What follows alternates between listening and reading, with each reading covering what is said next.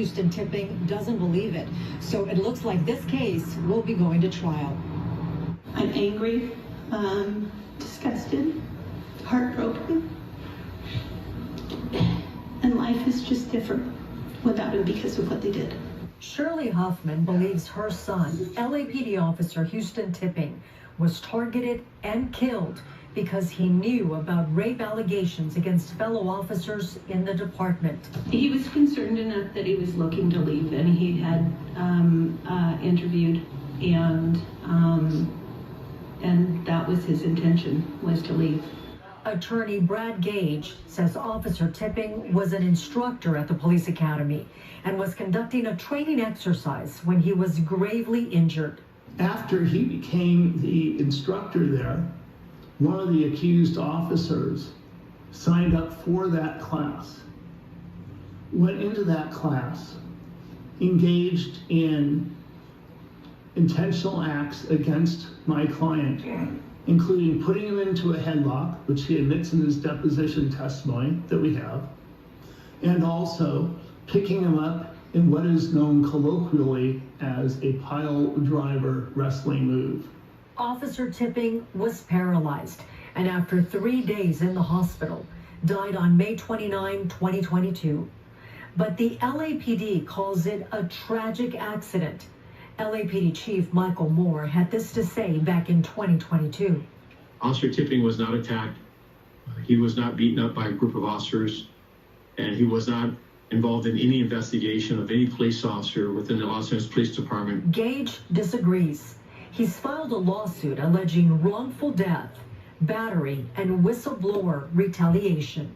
Having an officer who is investigating criminal acts against other employees who then dies and is killed has to be distressing to everyone.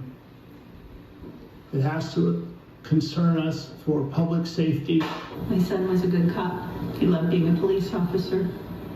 It was what his fiber was. And I believe that when he saw something, he said something, and it got him killed. Attorney Gage says he's working to depose Chief Michael Moore.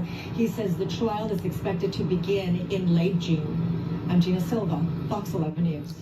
Okay, so I don't understand why he would let somebody that he's accusing of rape, that he has to testify against, wrestle with him. I don't care if he was an instructor. He should have not let that man touch him. If he was in charge, he should have assigned that man to somebody else. There's no way I'm going to let that guy touch me after we have had some altercations and we have to go to court. And I'm accusing him of something. This bothers me. I feel bad for the police officer, but I think he holds some responsibility, because even if a higher up had told him, oh, you have to teach this guy or be around this guy, I was going to say call in sick, but he was already at work. Pretend you sick or something like that. Some situation, use your brain. Get a stomach ache, a headache, or something like that that particular day that he is supposed to wrestle you, because there's no way I'm gonna let this guy wrestle me. He should have known that was gonna be something. Somebody actually have a case against you. You're testifying against them, which means people who are desperate do desperate things. But now this idiot, he thought he was going to get away with rape. Now he has a murder case that he has to attend to. And hopefully he gets the whole 30 years. There is no reason for this criminal to be on as a cop, for one. And second, why are all the other cops calling this an accident?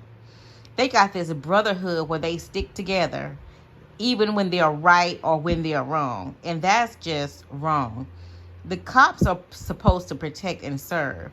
If this man was out raping people, he is not a cop. He is not sworn to do duty for the citizens.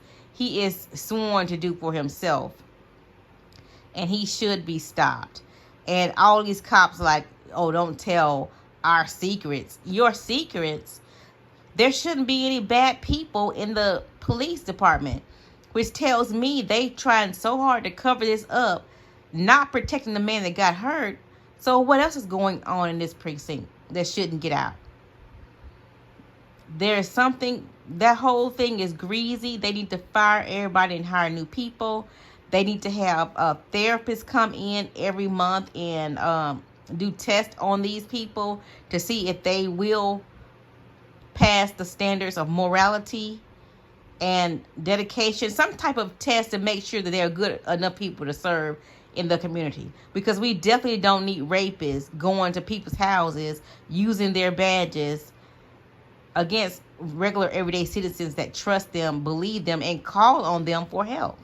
That's ridiculous. In this case, a lot of things happens daily, but this case really bothers me.